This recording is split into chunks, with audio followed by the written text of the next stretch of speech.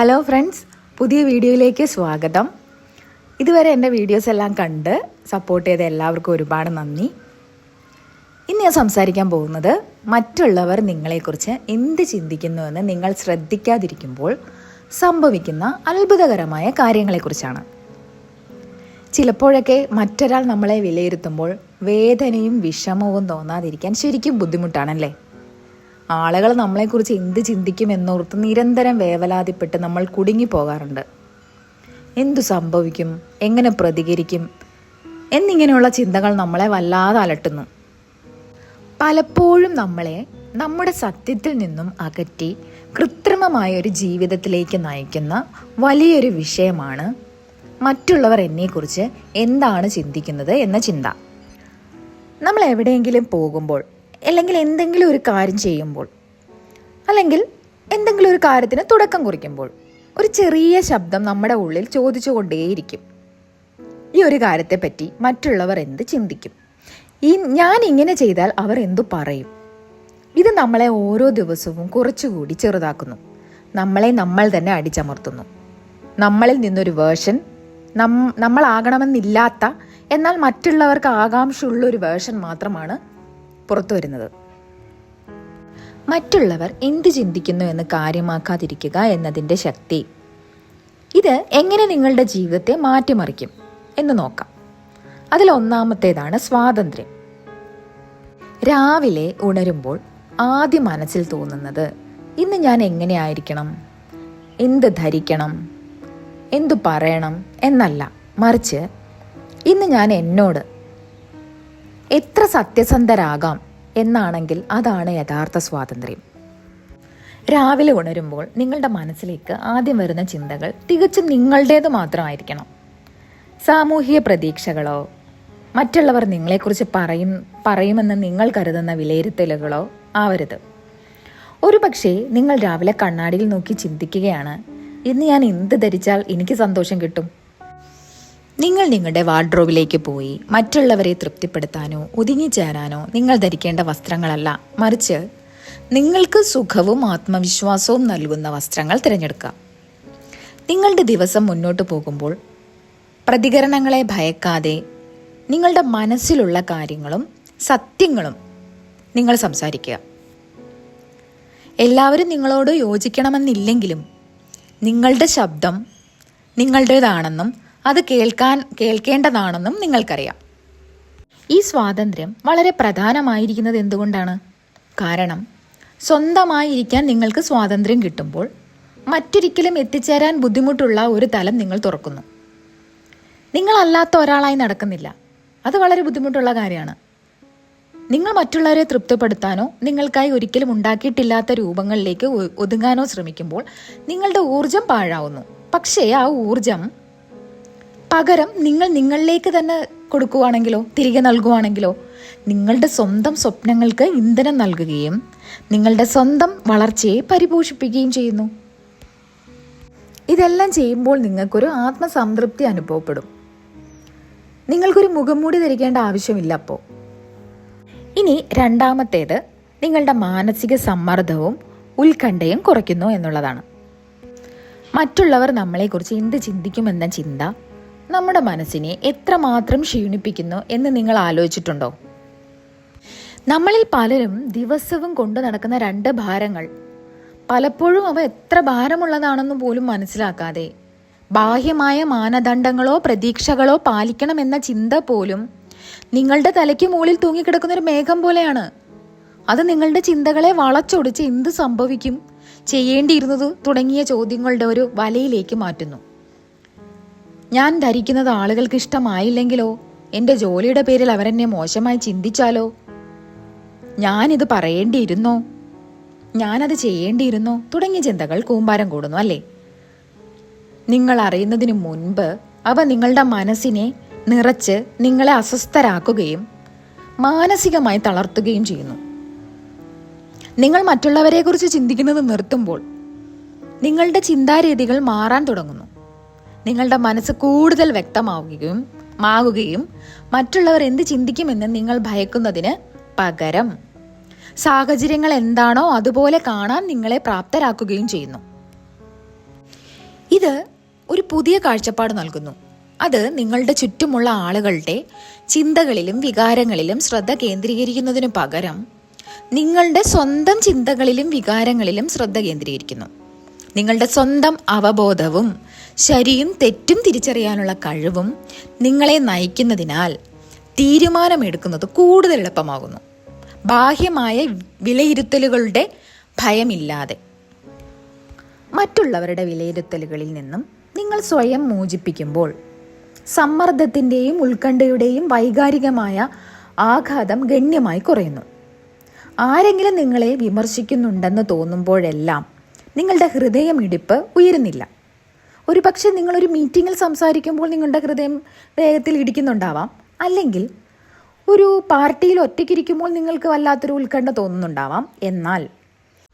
എന്നാൽ മറ്റുള്ളവരെ തൃപ്തിപ്പെടുത്താൻ നിങ്ങൾ സംസാരിച്ച കാര്യങ്ങൾ മനസ്സിൽ വീണ്ടും വീണ്ടും ആവർത്തിക്കുന്നത് നിങ്ങൾ നിർത്തുമ്പോൾ നിങ്ങളുടെ ഉള്ളിലെ കെട്ടുപാടുകൾ അഴിയാൻ തുടങ്ങുന്നു. ശാരീരികമായി നിങ്ങളുടെ ശരീരം വിശ്രമിക്കാൻ തുടങ്ങുന്നു. ഈ ശാരീരിക വിശ്രമം മാനസിക വ്യക്തതയെ കൂടുതൽ സഹായിക്കുന്നു. ഇത് നല്ലൊരു പ്രതികരണ ചക്രം സൃഷ്ടിച്ച് നിങ്ങളുടെ ആരോഗ്യത്തെ പ്രോത്സാഹിപ്പിക്കുന്നു. കൂടാതെ സമ്മർദ്ദവും ഉത്കണ്ഠയും കുറയുമ്പോൾ നിങ്ങളുടെ ഊർജ്ജനില വർദ്ധിക്കുന്നതായി നിങ്ങൾ കണ്ടെത്തും. ആവശ്യമില്ലാത്ത വേവലാതികളിൽ നിങ്ങൾ വൈകാരികവും ശാരീരികവുമായ ഊർജം പാഴാക്കുന്നില്ല. ഈ പുതിയതായി കണ്ടെത്തിയ ഊർജം നിങ്ങളുടെ ഹോബികൾ പിന്തുടരുന്നതിനും ബന്ധങ്ങൾ പരിപോഷിപ്പിക്കുന്നതിനും നിങ്ങളുടെ വ്യക്തിപരവും ആത്മീയവുമായ വളർച്ചയിൽ നിക്ഷേപിക്കുന്നതിനും ഉപയോഗിക്കാം.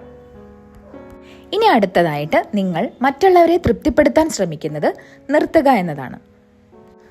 മറ്റുള്ളവരെ തൃപ്തിപ്പെടുത്താനുള്ള പാതയിൽ പലപ്പോഴും നിങ്ങളുടെ സ്വന്തം ആരോഗ്യത്തിനും ആത്മീയ വളർച്ചയ്ക്കും വിഘാതമുണ്ടാക്കുന്ന വിട്ടുവീഴ്ചകൾ ഉണ്ടാകുന്നു. ഇത് നിങ്ങളുടെ സ്വന്തം കിണറ്റിൽ നിന്നും യാത്രക്കാർക്ക് വെള്ളം നൽകുന്നത് പോലെയാണ്. നല്ലൊരു പ്രവൃത്തിയാണ്. പക്ഷേ സ്വയം നിറയ്ക്കാൻ മറന്നാൽ അത് നിങ്ങളെ വരണ്ടതാക്കുകയും ശൂന്യമാക്കുകയും ചെയ്യുന്നു. മറ്റുള്ളവർ എന്തു ചിന്തിക്കുന്നു എന്നതിൽ ശ്രദ്ധ കേന്ദ്രീകരിക്കുന്നത് നിർത്തി നിങ്ങളുടെ സ്വന്തം ആവശ്യങ്ങൾക്ക് മുൻഗണന നൽകാൻ തുടങ്ങുമ്പോൾ ഒരു മാറ്റം സംഭവിക്കുന്നു. ബാഹ്യമായ വിലയിരുത്തലുകളിലോ പ്രതീക്ഷകളിലോ ബന്ധിക്കപ്പെടാതെ നിങ്ങളുടെ ഉള്ളിലെ ശക്തിയുടെ ഒരു ഉറവിടത്തിലേക്ക് നിങ്ങൾ എത്തുന്നു. നിങ്ങൾ കടമയിൽ നിന്നും യഥാർത്ഥമായ ആഗ്രഹത്തിലേക്ക് നീങ്ങുന്നു. ഇതിനർത്ഥം നിങ്ങൾ മറ്റുള്ളവരോട് ശ്രദ്ധയില്ലാത്തവനാകുന്നു എന്നല്ല, മറിച്ച് നിങ്ങൾ ആധികാരികതയുടെ ഒരു സ്ഥലത്ത് നിന്ന് പ്രവർത്തിക്കുന്നു എന്നതാണ്. സ്വയം മുൻഗണന നൽകുന്നത് സ്വാർത്ഥതയാണെന്ന് ഒരു തെറ്റിദ്ധാരണയുണ്ട്. എന്നാൽ ഇത് സത്യത്തിൽ നിന്നും വളരെ അകലെയാണ്. യഥാർത്ഥമായ സ്വയം സ്നേഹം നിങ്ങളുടെ ജീവിതത്തെ മാത്രമല്ല, നിങ്ങളുടെ ചുറ്റുമുള്ളവരുടെ ജീവിതത്തെയും സമ്പന്നമാക്കുന്നു. നിങ്ങളുടെ പ്രവർത്തനങ്ങൾ സ്വയം ബഹുമാനത്തിൻ്റെയും ഉള്ളിലെ ഐക്യത്തിൻ്റെയും ഒരു സ്ഥലത്ത് നിന്ന് വരുമ്പോൾ നിങ്ങൾ കൂടുതൽ സ്നേഹമുള്ള ഒരു രക്ഷിതാവും പിന്തുണ നൽകുന്ന ഒരു സുഹൃത്തും ഇടപെടുന്ന ഒരു സമൂഹത്തിലെ അംഗവുമായി മാറുന്നു. നിങ്ങൾ പോസിറ്റിവിറ്റി പകരുകയും നിങ്ങൾ കണ്ടുമുട്ടുന്നവരെ ഉയർത്തുകയും ചെയ്യുന്നു. മറ്റുള്ളവരുടെ പ്രതീക്ഷകൾ നിരന്തരം നിറവേറ്റാൻ ശ്രമിക്കുമ്പോൾ ചെലവഴിക്കുന്ന വൈകാരികവും മാനസികവുമായ ഊർജത്തെക്കുറിച്ച് ചിന്തിക്കുക. അത് വളരെ തളർത്തുന്ന കാര്യമാണ്.